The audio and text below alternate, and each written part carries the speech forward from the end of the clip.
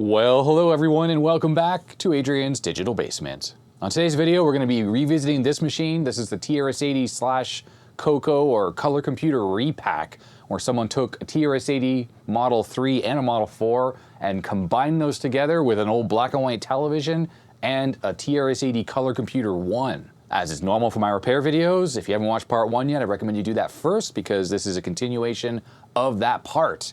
Where I left off in part 1 is I had taken the CoCo 1 motherboard that was in here and tested that out on the bench, and it was not working. So that is the first thing we have to do, fix that motherboard before I get to trying out the rest of this stuff. So without further ado, let's get right to it.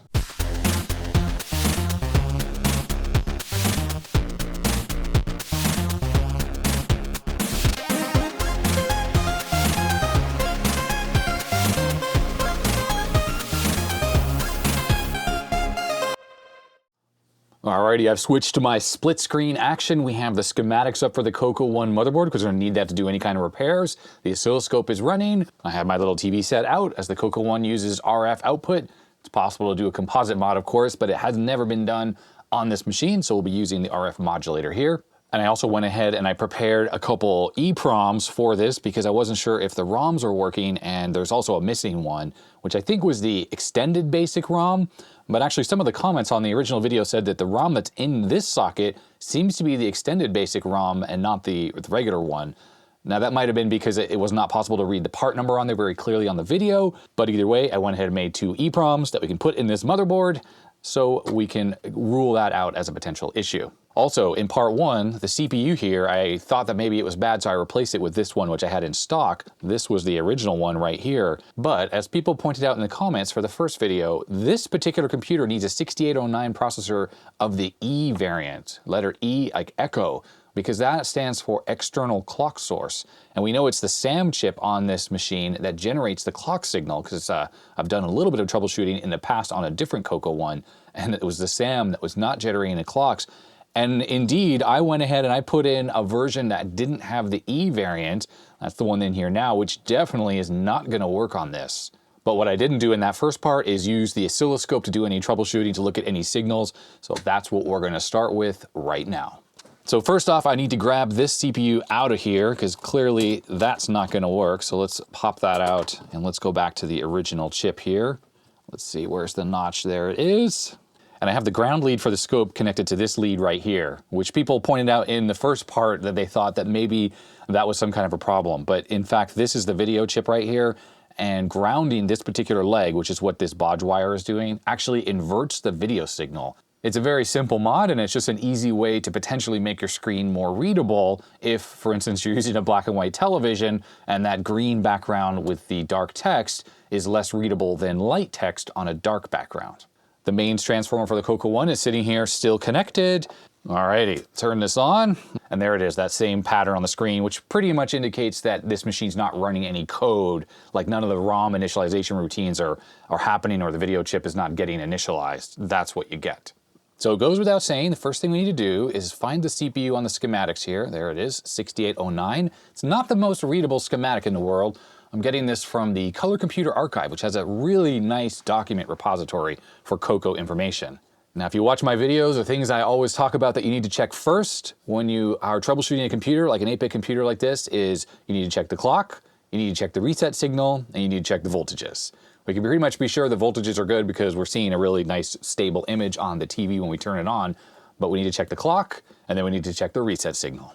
Now, looking at this schematic here, E in and O in and halt, I'm not sure what these signals even mean.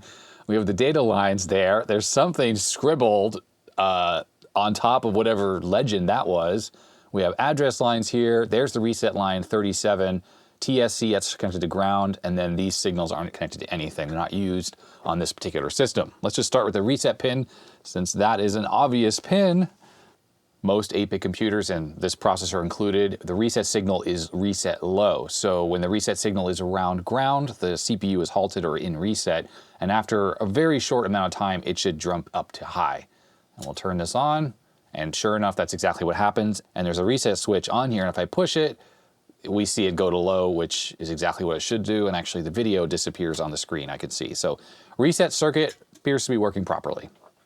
Okay, so let's find that clock. 32, what is this? It looks like it's the RW pin. Why is it all scribbled out on this schematic? It's not a good scan. It goes to the cartridge connector as well. So that is not something we're gonna worry about quite yet. It's gotta be one of these two pins here for the clock. Let's see here. Q in or O in, it's hard to read. That goes down to the cartridge connector. And let's see, this should be going over to the SAM, which I'm sure this is what this is. Yep, there it is, SAM. It's the MC6883. And on this motherboard, it's this IC right here. And we can see right here, there's the oscillator right here. This is the crystal oscillator that is running this entire system. There's the crystal right there. And the SAM takes that in, it's whatever, 14.3 megahertz, and then it outputs, I think, 2 different phases. So like phi 1 and phi 2 on a 6502. That must be the E and the O signals that come out here. And we just need to trace them over. Goes through a couple 470 ohm resistors, there's a couple caps to ground, and then that goes to the CPU. It also goes to the cartridge connector, but it's nothing connected, so that should be fine. So let's check pins 34 and I think that's a 35. I really need to find a better scan. This is not a great scan for the schematics. Alrighty, I'm on pin 4. Let's power this up. I'm getting a signal. That looks good. We're just gonna have to zoom in here. You can ignore the overshoot. That is okay. 894 kilohertz, which I think is the correct speed. Whoops, I fell off the pin there. 895 kilohertz is, as far as I'm aware, the correct clock speed for this machine. Let's check the next pin over, and that looks good as well. They look fine. I'm gonna say there's no problems with the clocks on this machine. What we should just do is let me just check the clock input on the SAM here, make sure that it's at 14 megahertz. I think 895 kilohertz is the correct clock speed for this machine, but can't quote me on that because I just am not super familiar with the CoCo. Here we are on the oscillator pin, and if I just move the trigger down, and there we go. It's at, well, the frequency counter on this particular scope is not that good, but it's 14-ish megahertz. It's jumping around a little bit, but that's just because it's not a very good frequency counter. We're gonna call that good enough. All right, so reset's good, voltage is obviously good, and of course we have good clocks. What are we gonna check next? I think I'm gonna go to the data and the address lines on the CPU, and let's start poking around. Let's see if this thing is even trying to execute code, because maybe the problem is entirely this ROM situation, and I have my 2 new ROMs that I could put in the board. We can always try that out in a second. To make probing the CPU a little bit easier, I'm gonna clip this onto the CPU. This is a 40-pin dip clip, I guess. It's designed for hooking up things like logic analyzers because you can connect the logic analyzer leads to all of these little pins here and then just clip it onto the CPU very simply. Okay, so right here are the data lines on the CPU starting at pin 24 through 31, and I'm clipped onto pin 24 right now. Now we can see that we're just getting very interesting, even when the CPU is in reset, we're actually still seeing this particular signal on data line 7. Let's turn the power off and on here. That's interesting, so let's go to the next one. So that's data line 6, and nothing is happening at all on it. I'm doing 2 things. I'm just trying to see if the signals look normal, but I'm also looking to see if there's any like half voltages or anything, like if one of the lines is shorted to a different line or is grounded or something like that. It will be obvious. Now, if you've watched my videos again, I've shown this plenty of times with the oscilloscope, and that is one of the best things about the oscilloscope is for figuring out stuff like this. So far, I'm on, what, data line 5 here. The signal, well, the signal integrity looks okay, although it's not exactly doing what I would expect it to be doing right now. Right now, the CPU should be reading out of the ROM chip, and maybe it is doing that, actually. But so far, all of these just look sort of similar. What we're not seeing is it actually running. If it's running code out of the ROMs, you'll see lots of activity on these lines and it will be changing. It won't just be a solid repeating pattern like this on all the signals. And it's weird as well when I hit reset, it's not actually changing what's happening on these pins. I think I'm gonna pop out this ROM chip that's right here and let's just see if anything changes, because the ROM chip is what the CPU is gonna be reading from right now. Okay, it looks a little different. So every line now just looks exactly the same. Has the little spikes, and this here is kind of floating a little bit, like let me zoom in a little bit. See how it's rising up a little bit. So this does look different. Okay, so I'm gonna stick these EPROMs in.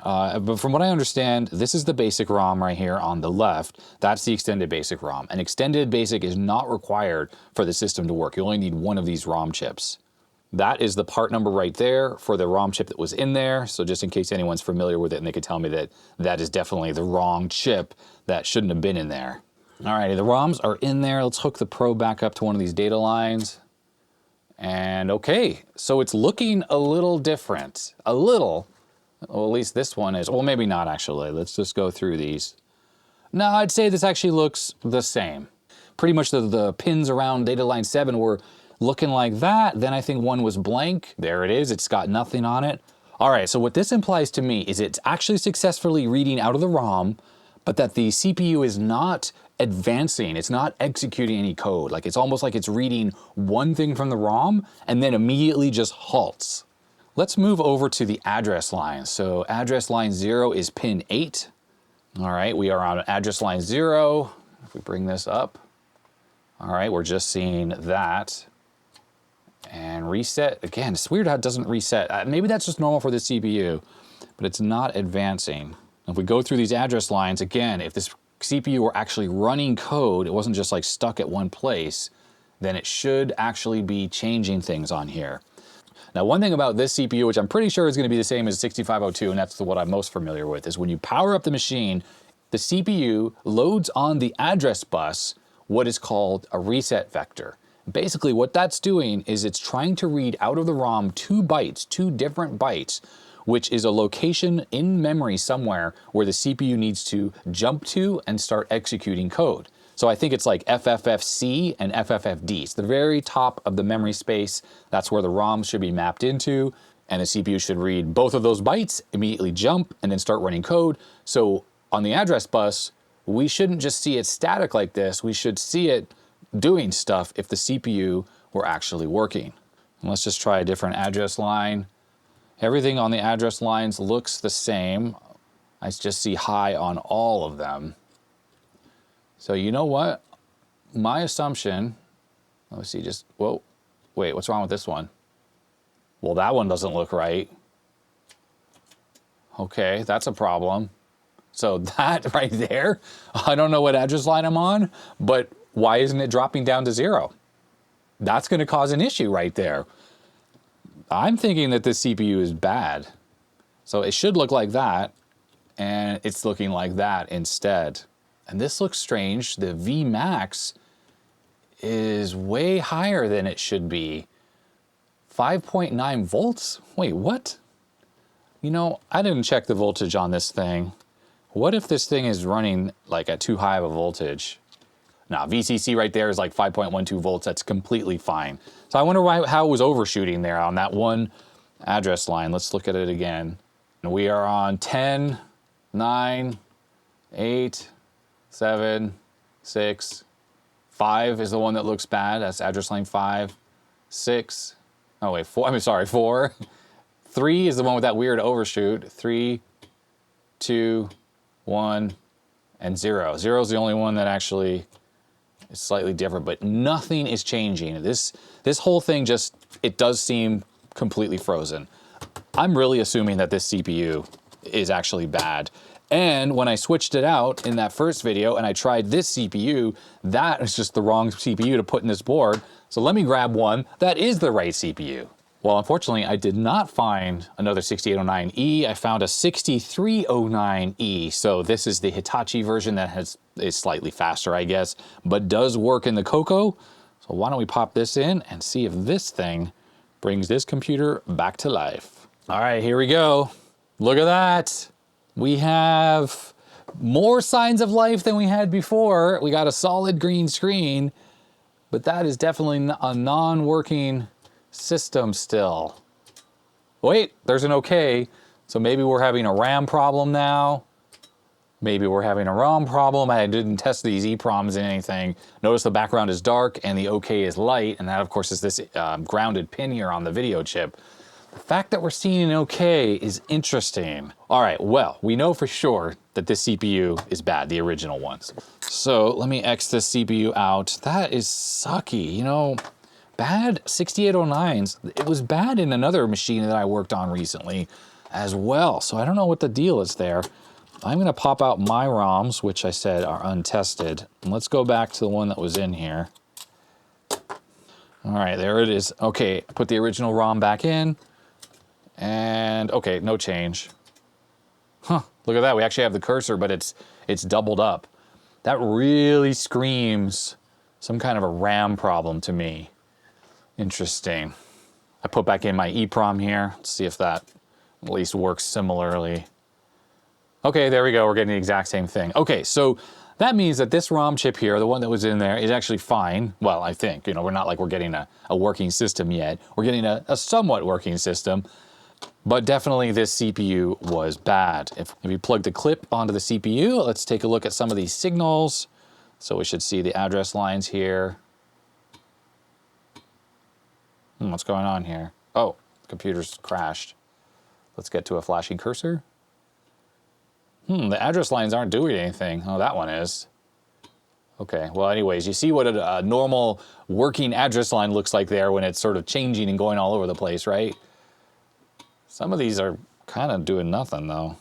But you know what? When I hit the reset button, at least it goes into reset properly, which is what it should be doing. And the other one was not doing that. So when I hit reset, see the signals go away entirely. Yeah, definitely that other CPU, completely bad. But we still have a fault, obviously, because I should hook a keyboard up and let's see if we could type anything and get something on screen here. All right, here's the keyboard that was used on the machine. This is a modified Model 3 keyboard, Alps SKCC. I did very quick cleaning on it. It's got some bodges on the bottom here and has these wires here which would normally go to the reset switch. Let's turn this off and plug this keyboard in. I'm gonna try to get this thing back to the OK prompt. Okay. Wow, I got one letter to type. J. I think this keyboard is completely toast, unfortunately. Okay, E is actually working and it's typing E, but the fact that it's doubling up here. Okay, so there's a couple things that could be going on here. Could be a RAM problem, as I mentioned, but unlike things like the Commodore 64 where there's a bunch of multiplexers, I'm pretty sure the SAM chip, which is this IC right here, handles all of the RAM activity, does everything for it. And obviously we have a decoding problem here. Now this still could be a DRAM problem just with these chips, but unfortunately it could also be the SAM because as I found on that previous repair I did on the CoCo one, the SAM was also the problem on that particular computer, although it was a clock problem and not a RAM problem. Definitely, I am getting the right keys on the keyboard when I type. It's just the key response is really, really bad. And this is a mechanical keyboard. It's got actual physical key switches, and if dirt goes into them, and remember how dirty this computer was, well, that's gonna cause this problem. But when a key does work, I'm getting the right key. So I push R or T and I get a T. So that's a really, really good sign. Okay, when I hit enter, the computer just crashed. But that's gotta be whatever's going on here is causing that problem. The weird thing is none of the number keys work on the keypad here and none of them on the number row. So I don't know about that. I actually was getting some numbers to type, but I think the problem is this connector on the keyboard here. Because look, if I push on this, then they start to work. But if I do this, they stop. So it's almost like there's a bad connection up here in this in that connector. All right, well anyhow, the computer does seem to be trying to work a little bit, but now there's just an issue with the RAM or the SAM. The SAM, unfortunately, is a very highly integrated IC, so it's not easy to do troubleshooting on it, and I'm not familiar enough with it to know what bad signals look like. Now, luckily, the SAM is usually in a socket, so it's easy to change. You don't have to desolder anything. But, unfortunately, I don't think it was really used on much outside of the color computers, even though it's just a normal Motorola part. It's not made by Radio Shack. So you're gonna have to find some kind of like new old stock chip or something that was salvaged from something to test. And I actually went ahead and ordered some because I had a feeling that the SAM would be bad on this computer. And it's been quite a while and they haven't showed up yet. They're coming from China, which is the usual source of chips for me. So for now, I think I'm gonna have to pillage one off of a working TRS-80 machine so we can see if that is indeed the fault.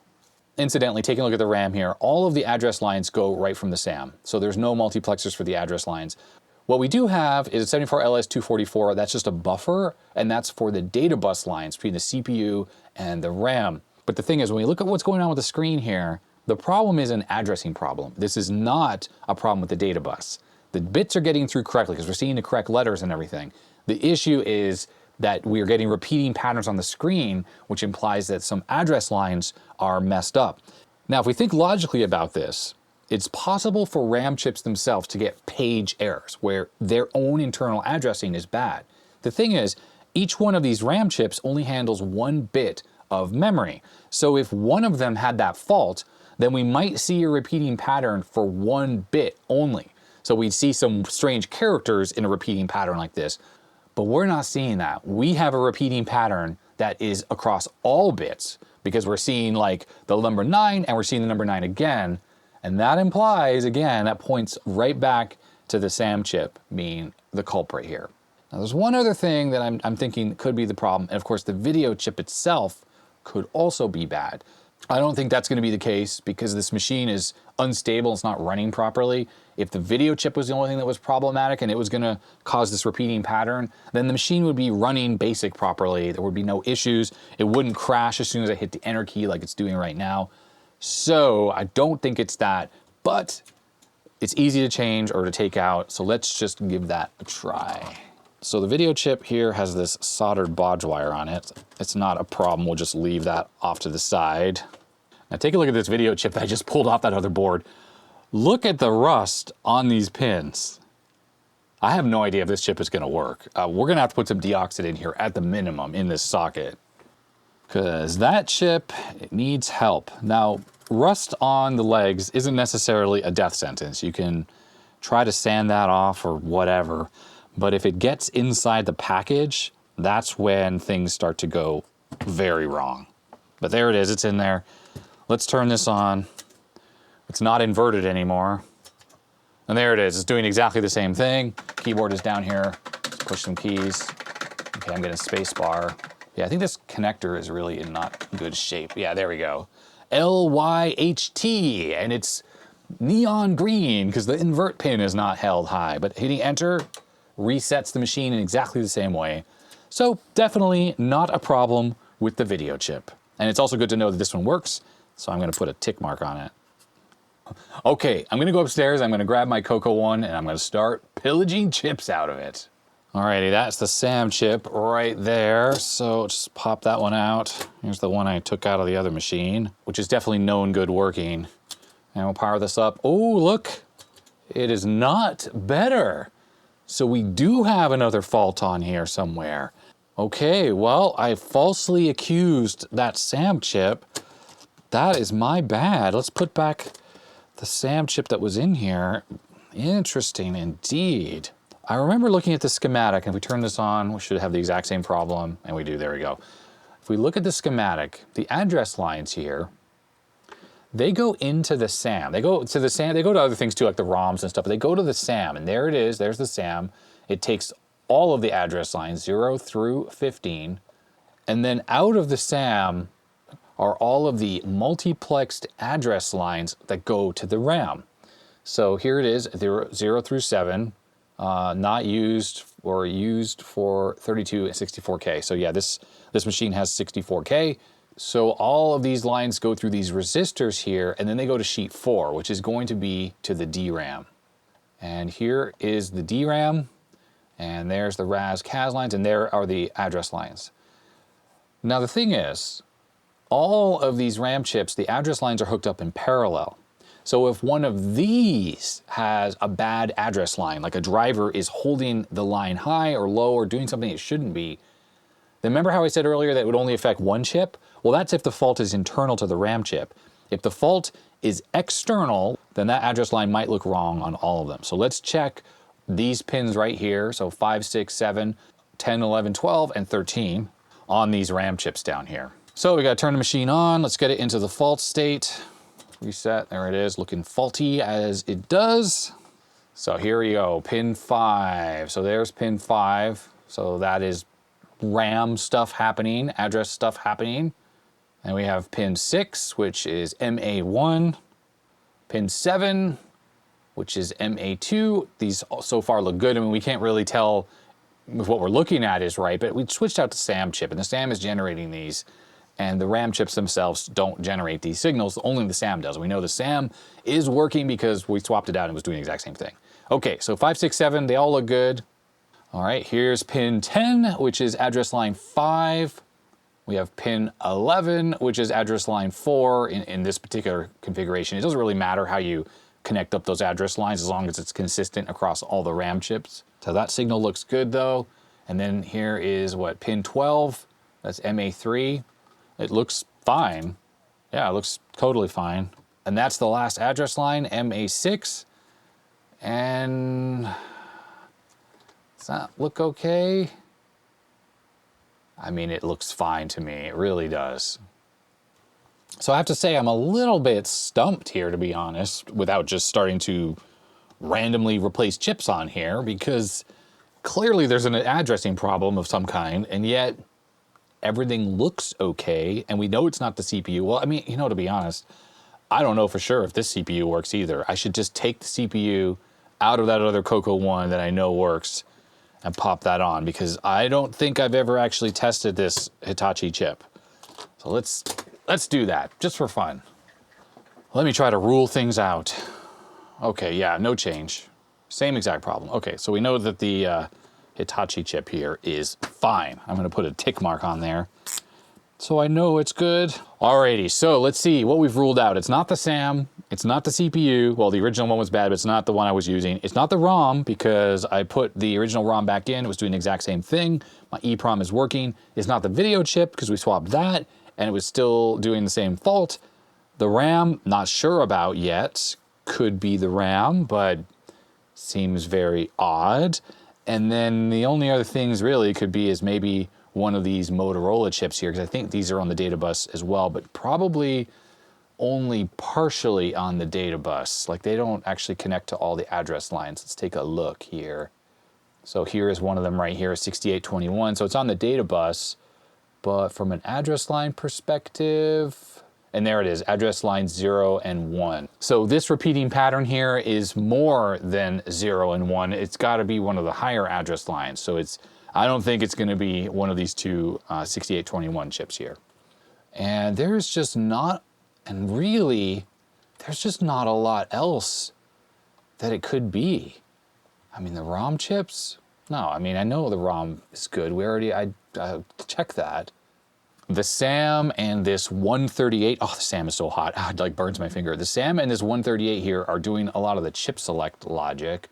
So there's these outputs here, S0 through S2, and it goes to here, and this is generating the chip select. So there's the two PIAs, these 6821s, and whatever this other stuff is here. It's probably like stuff that goes to the cartridge connector. Yep, they're cartridge connector. So that is all normal. I mean, the architecture of this system is extremely simple because Motorola used that SAM chip, which is really doing a lot of the heavy lifting on this machine. So at this point, the only thing I could think could be wrong is something with the DRAM. That really is the only thing that kind of explains what's going on here. So what I need to do is see if any of these chips are hotter than any other, and they're not. Everything is really cool to the touch on this machine. Now you may be wondering, I don't think you'll be able to see because it's just not zoomed up enough, but there are jumpers on here for setting 64K or 16K, and they're all set appropriately to 64K. That's the type of memory that's in here, and this is Motorola RAM, so this is not MT RAM, something like that would go bad. This is just normal 4164 DRAM though, like is typical. I'm just gonna pull out a random chip here, and let's just see what effect that has on the system. All right, that's giving us @ symbols. We don't get a working system at all. And on here, I have some DRAM. So let's just start popping in a DRAM chip one at a time on here. Let's see if that makes any difference. I'm just gonna kind of go through and do one at a time. So that didn't help. Same exact problem. And I'm just gonna move this chip into each one of these positions here till I find one that changes it somehow. Oh, okay, so it's interesting. I have the chip right here, And now, instead of saying okay, it's got a slash and a plus. So this chip, so the one I'm testing with might actually be bad. The one I just put in here. Let's pop in the original. And now it's back to okay, okay. So to be honest, I don't trust that this chip is good, the one I was just testing with. Let me grab a different one off here. Okay, it's doing it again. So I guess that chip's not bad. I don't know what's going on. And I can see just briefly the original banner. I can see 1982 pop up on there. So,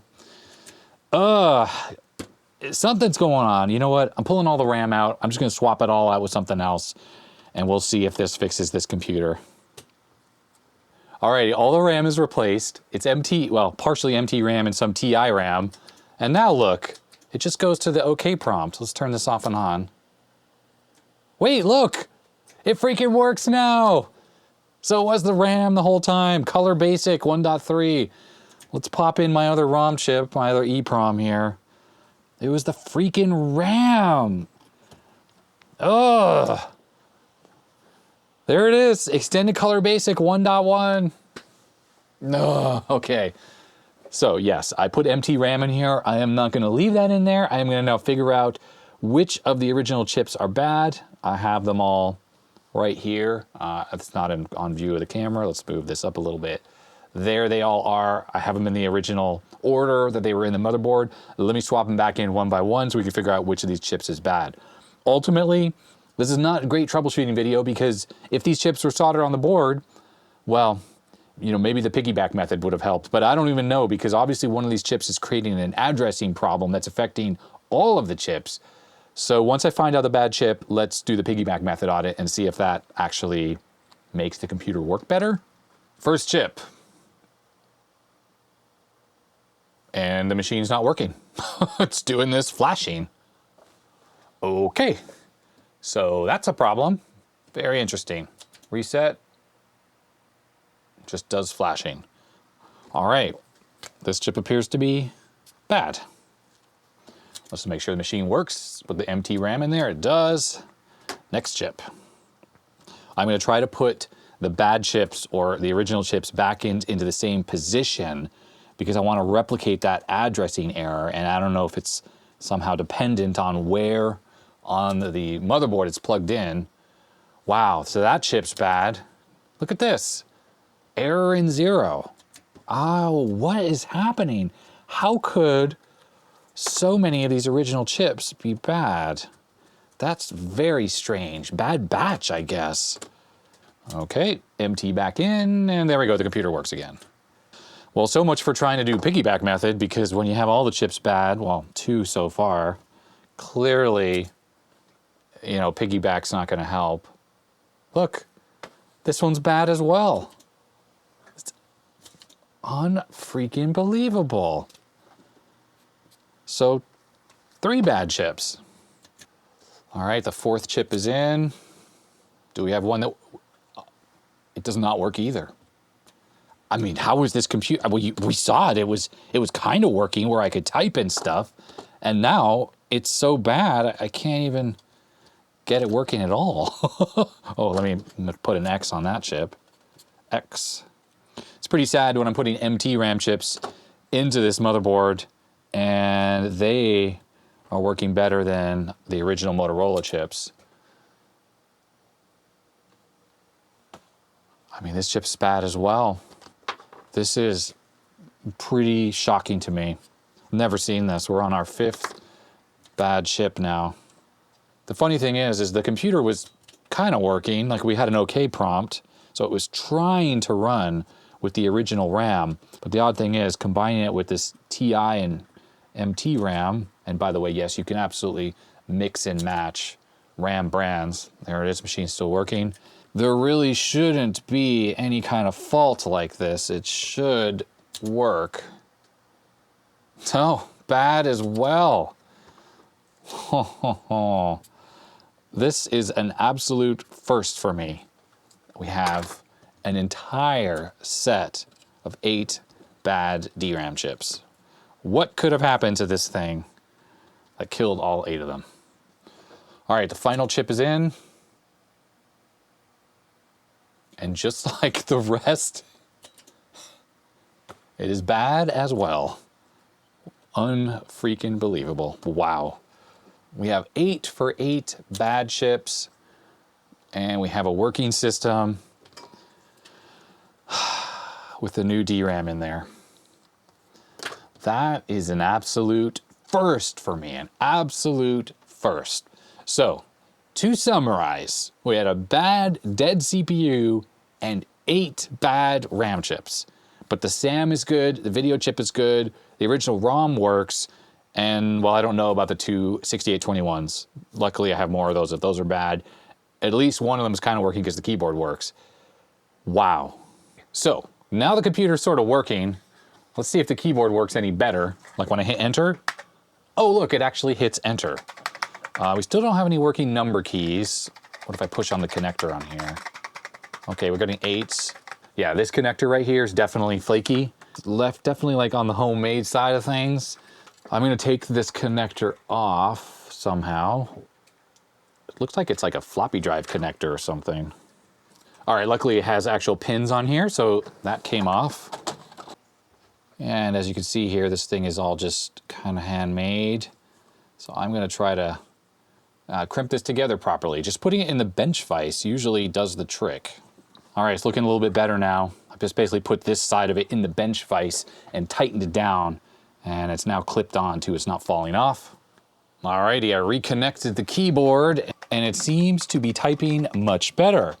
Numbers are working, enter works. Let's do a little basic program. Print 20, go to 10. We got some duplicate key presses there. That means there's some dirt in there for sure. And we're gonna hit run. Hello there, viewers. Hello, this thing is freaking working. 8 bad RAM chips, a bad keyboard cable. So this TRS-80 Color Computer 1 motherboard and this modified Model 3 keyboard are freaking working. Alrighty, there we have it. I've left this thing running for a few hours while I edited the first part of this video. It's running a little basic program there, and yeah, it's working well. It hasn't crashed or anything. So I'm gonna end this video here. In part 3, we're gonna actually try to get this thing working again. I still have the disk drive controller to take a look at. I'm hoping that just works normally. There are those 2 floppy drives, there's a power supply in there, and then there's the TV. I'm pointing over to the computer, by the way. And there's the TV we need to look at. In addition, I'm gonna invite a special guest over and we're gonna talk a little bit about the history of CoCo repacks. Someone who knows a lot more about them than I do. So, if you enjoyed this video, I'd appreciate a thumbs up. If you didn't, you know what to do. Thanks to my patrons. Their names are scrolling up the side of the screen. Patrons get early access to videos and some behind the scenes stuff. So if you want to become a patron, there's a link in the description below. And I guess that is gonna be that. So stay healthy, stay safe, and I will see you next time. Bye-bye.